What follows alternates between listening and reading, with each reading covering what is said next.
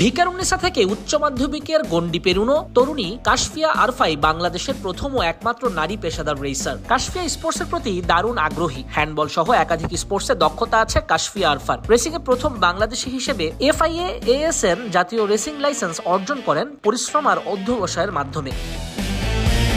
আমার বাবা নেই, আমার মা আমাকে চালায়। তো প্রথম দিক দিয়ে আমার কোনো স্পন্সর ছিল না, কেউ ছিল না আমার পাশে। তখন automobile association of Bangladesh AB অনেক হেল্প করেছে আমাকে। আমি তাদের প্রতি চিরজীবন কৃতজ্ঞ থাকবো, এটাই বলবো। গাড়ি চালানোটা শিখিয়েছে যে আমার ফিয়ন্সে আলিফ হোসেন খান, সে আমাকে শিখিয়েছে। সেও গাড়ি চালায়। আমাকে রিচ আউট করে বাংলাদেশে একটি association, automobile association of Bangladesh, তারা এখন বাংলাদেশে ASN। রেসিং করতে গেলে তাদের পারমিশন লাগবে। তো তারা আমাকে রিচ আউট করে আমার ইনস্টাগ্রামে একটা ভিডিওর মাধ্যমে, আমার একটি কার স্ট্যান্ডের ভিডিও ছিল, তারা রিচ আউট করার মাধ্যমে আমি 2024 সালে স্পেনে ওয়ার্ল্ড কাপের জন্য প্রস্তুতি নেওয়া শুরু করি। তো আমার প্রস্তুতি ইভেন্ট ছিল হচ্ছে ভিয়েতনামে, প্রথম ইভেন্ট। সেখানে আমি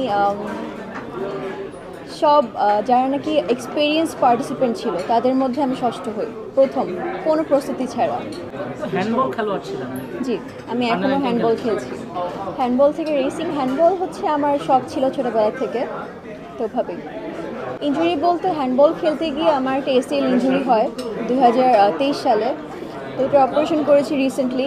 এখন আমার 9 মাস বেড রেস্ট থাকার কথা ছিল। 3 মাস পর থেকে আমি এখন রেসিংয়ে ফিরে যেতে পারবো। কাশফিয়ার কার রেসিং এর শুরুটা হয় মাজদা RX-8 দিয়ে। পরে সময়ের পরিক্রমায় ভিয়েতনাম এশিয়ান অটো জিমখানায় সাফল্য পান কাশফিয়া। একই সঙ্গে আন্তর্জাতিক অঙ্গনে বড় সাফল্যের খোঁজে রয়েছেন বর্তমানে কাশফিয়া। বাবাকে গাড়ি দুর্ঘটনায় হারানো কাশফিয়ার স্বপ্নটা অনেক বড়। এক্ষেত্রে অনুপ্রেরণা জুগিয়েছেন তার মা। ছোটোবেলা থেকে বিশ্বাস রাখতাম যে নেশাকেই পেশা করে তুলতে হয়। তো গাড়ি চালানো ছিল আমার নেশা। ছোটোবেলায় যখন আমার 5 বছর বয়স, তখন আমার আব্বু মারা যায় গাড়ি অ্যাক্সিডেন্টে। তো এরপর থেকেই কী জিনিস গাড়ি, তো এটা খোঁজার জন্য আমি গাড়ির উপর চরমভাবে আকর্ষিত হয়ে যাই যে গাড়ি চালাতে হবে আমার। মানিয়ে নেওয়াটা খুবই অত্যন্ত খুশিজনক ছিল আমার জন্য। আমার মা অনেক বেশি সাপোর্টিভ এই ব্যাপারে, অনেক বেশি সাপোর্টিভ। আম্মু বলেছে তুমি যা করো তোমার ইচ্ছা, যেটাই করো নিজের ভালোর জন্য করবে এবং সবার ভালোর কথা মাথায় রেখে, আমার ভালোর কথা মাথায় রেখে তারপর করবে। কার রেসিং এর ঝুঁকির কথা সবসময় মাথা থেকে কাশফিয়া, তবে মনের সাহস হারান না কাশফিয়া। জীবনের উইশ ফর্মুলা 1 একাডেমিতে যাওয়া। আল্লাহ যেটা রেখেছে ভাগ্যে সেটা তো হবে। আমি কার রেস করতে গিয়েও মারা যেতে পারি, নর্মাল ড্রাইভ করতে গিয়েও মারা যেতে পারি, সাডেন ডেথ হতে পারে। এখন ভয় রেখে চলে তো আর জীবন আগাতে পারবে।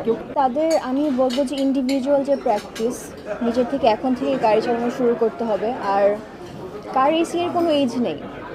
বিদেশে আমরা যখন নাকি কেউ যদি রেসিংয়ের ধারণা করে, তো তারা ছোটোবেলা থেকে তাদের বাচ্চাদেরকে 3-4 বছর থেকে কিন্তু ট্রেনিং করা স্টার্ট করে, বিভিন্ন ক্যাটেগরি, যার যেটা ইচ্ছা।